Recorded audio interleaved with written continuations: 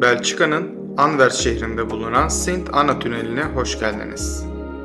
Sint Anna Tünel, Anvers şehrinde Schelt'in altında bulunan bir yaya ve bisiklet tünelidir. Sint Anna Tüneli'nin inşaatına 1931 yılında başlanmış ve tünel 1933 yılında açılmıştır. Yerin 31,57 metre altında yer alan 572 metre uzunluğundaki bu tünel, Anvers halkı tarafından Yaya Tüneli olarak adlandırılıyor ve 1933'ten bu yana şehri sol yakaya, yani eski Anvers'i yeni Anvers'e bağlıyor. Her iki tarafta 40 kişilik veya maksimum 3000 kilogram kapasiteli asansör ve 2 adet özgün ahşap yürüyen merdiven bulunmaktadır. Bu yürüyen merdivenler o dönem için gerçek bir yenilikti. Tünelin dış çapı 4,74 metre, iç çapı ise 4,30 metredir. İki giriş binası Emil van Aberbeke tarafından tasarlanmıştır.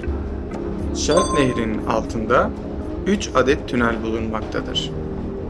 Bu yürüyen merdivenlerde veya Kennedy Bisiklet Tüneli'nde veya Sint Annaberg'de ara sıra arızalar ve kesintiler meydana geldiğinden yol yöneticisi Agentschap Wegen en Verkehr'in bir web sitesi bulunuyor ve 2020'den beri bir akıllı telefon uygulaması var.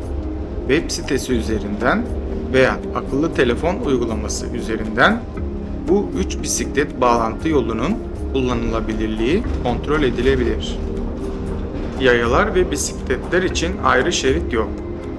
Bisikletçiler tünelden yürüme hızında saatte maksimum 5 km hızla geçmek zorundadır. Ancak genellikle daha hızlı sürerler. Moped sürücülerinin tünelden geçmesine izin verilir. Ancak mopedi motor çalışmadan taşımaları gerekir. Tünelin inşasından önce 2 feribot hattı vardı ve bu 2 feribot hattı ile şehrin iki yakasına ulaşım sağlanmaktaydı. 1874'ten beri bir köprü inşaatı için çeşitli planlar vardı. Ancak bunlar nakliyeyi engelleyeceği için her zaman reddedildi. 1931 yılına kadar karar verilmedi ve bir tünel inşaatı seçildi. Bu tünelin inşasında makine kullanılmadan el ile kazıldı.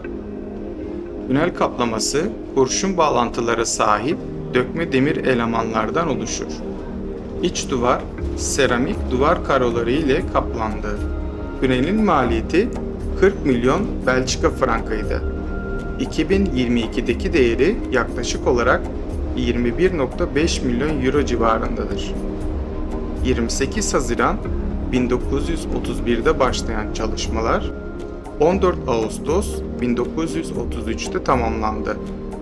Ahşap yürüyen merdivenler, eski uyarı işaretleri, iki giriş holü gibi tünelin pek çok orijinal kısmı hala korunmaktadır.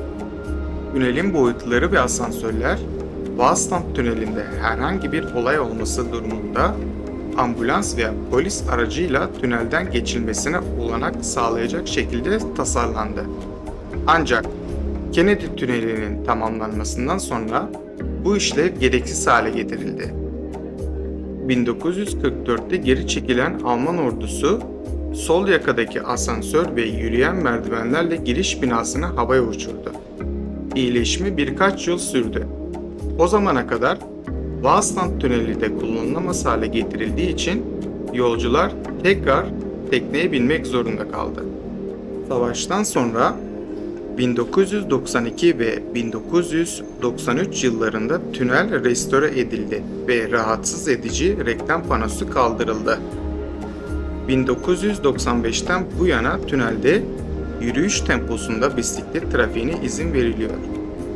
1997 yılında tünel, erişim binaları ve ahşap yürüyen merdivenlerin de aralarında bulunduğu teknik donanım anıt olarak koruma altına alındı. Asansörler ilk olarak sol yakada olmak üzere 2022 yılında yenilendi.